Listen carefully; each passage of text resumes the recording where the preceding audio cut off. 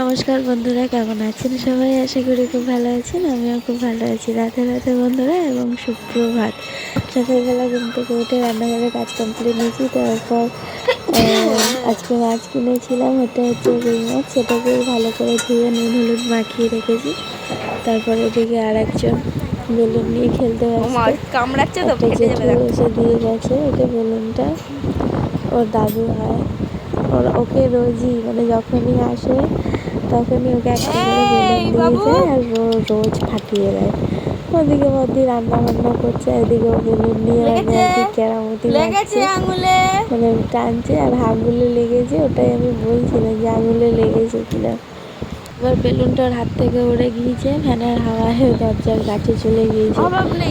এখন আমার কাছে চলে এসেছে। যদি আমি বেলুনটা এনে দিই ওর কাছে। ওইদিকে মা সবজি টবজি কাটছে, যেহেতু মা আজকে ডক্টর দেখাতে যাবে বাবাকে নিয়ে।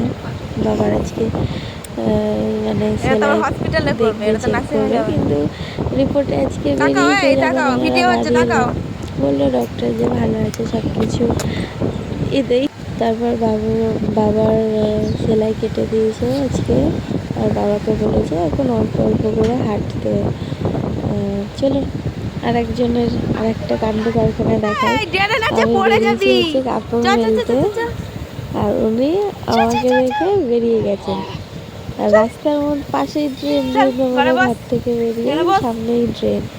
একবার যদি পড়ে যায় মাথা ফাতা ফেটে কি অবস্থাটা না হবে। এই যে আমি দরজা লাগিয়ে দিচ্ছি, সেটা ওনার হবে না, কান্নাকাটি শুরু করে দিয়েছে। এবার দেখুন দরজাটা ধরে কেমন দাঁড়াবে। একটুও ভয়টা নেই শরীরে, একটুও ভয়টা নেই। এই যে আমি বেরোতে দিচ্ছি না বলে টিনে মিনে পা কেটে যাবে, তারও কোনো ভয় নেই। দেখুন কেমন মানে আমারই দেখে কেমন ভয় লাগবে। হাসছে নিজের ভিডিওটা দেখে। এদিকে আবার গুড় করে বেরিয়ে গেছে। এদিকে আবার হাফিজদাদাকে ডাকছি যে দেখ তোর বুনি বেরিয়ে গেছে। তো তারপর বাদ বাকিটা দেখে নিন।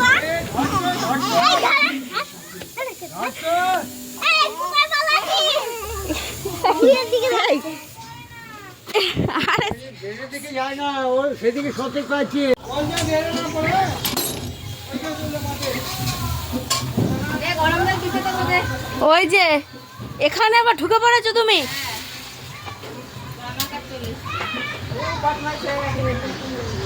এই সব ভিডিও আমি ভাইরাল করে দিচ্ছি, দাঁড়া। মিমিরা এসে তোকে পিটিয়ে যাবে, ভালো হবে। ওমা না, আমার কায়দাটা তো বেশ ভালোই। আগে এই পাটা বাড়ায়, যেই ঠ্যাকনাটা পেয়ে যায়। দেখছে তো সবাই ভিডিওতে। বাইরে যেতে নেই, বাইরে যেতে দেবো না আমি। দেখেছো সেই সেই ইয়ে সিনচানের সে একটা ইয়ে আছে না, গুড় গুড়